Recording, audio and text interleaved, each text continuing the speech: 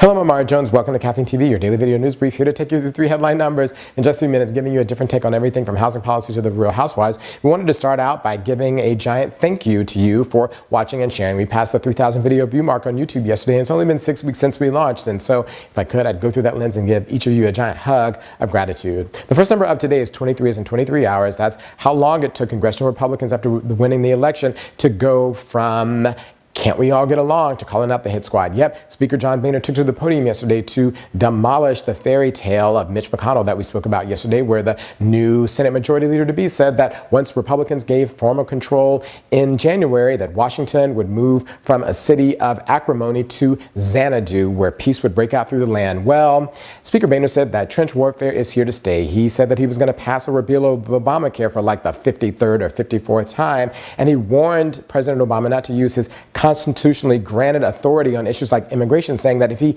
did so, that it would be like playing with fire and matches and that he would burn himself. Now, I didn't know whether or not the speaker was talking to his grandchild or to the president of the United States, but his admonishing skills aside, it just goes to show that, as we spoke about yesterday, that the last 2 years of the Obama administration are really going to look like the first 6 years, where there's a lot of acrimony and the American people suffer as a result. But I have to say that that fleeting moment of peace flittered away faster than I thought. It didn't even last through the weekend. The next number up today is 2, as in 2 out of 3. Now, that's the number of judges on the 4th Federal Circuit who voted to uphold bans on gay marriage in the 4 states that it administers: Tennessee, Kentucky, Ohio, and Michigan, saying that gay marriage is a new right and that it has to be decided in the political process, and that gays and straights were going to have to hash out, and they were just going to stand on the sidelines and watch. I guess they forgot that the whole point of courts is to protect minority rights from majority rule, but hey, I guess it was a long day at the office and they were ready to go home. But what this means is that gay marriage is headed to the Supreme Court. This case is because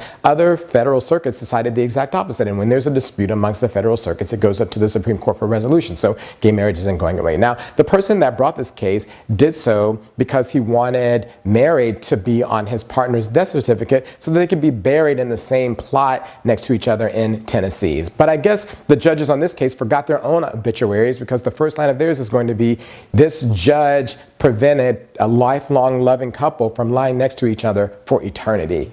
The next number up to date is 90, as in 90 years old. Now, that's the age of Arnold Abbott, a World War II veteran in Fort Lauderdale who feeds the homeless on a regular basis. But this week, he's been arrested twice for doing so and might be headed to a 3rd arrest. That's because Fort Lauderdale is one of the 21 cities across the country that bans people from feeding the homeless. The mayor of Fort Lauderdale says that he can't do that because they can't have all those people gathered in one place getting food. Now, what's interesting is that homelessness is still a real problem in America. There are 3.5 million people that are homeless, 1 out of 3 of them children. And in certain cities like New York, homelessness is as high as it's been since the Great Depression. But I guess those facts don't matter because Fort Lauderdale has to be kept clear and clean for the tourists. Well, Mr. Abbott says he doesn't mind spending the 60 days in jail, that he might have to. That's not a big deal. And I guess if you served in World War II, it ain't a big deal. But I have a sneaking suspicion that once he goes to jail, Mr. Abbott's going to become that jail's red, as in red on orange is the new black.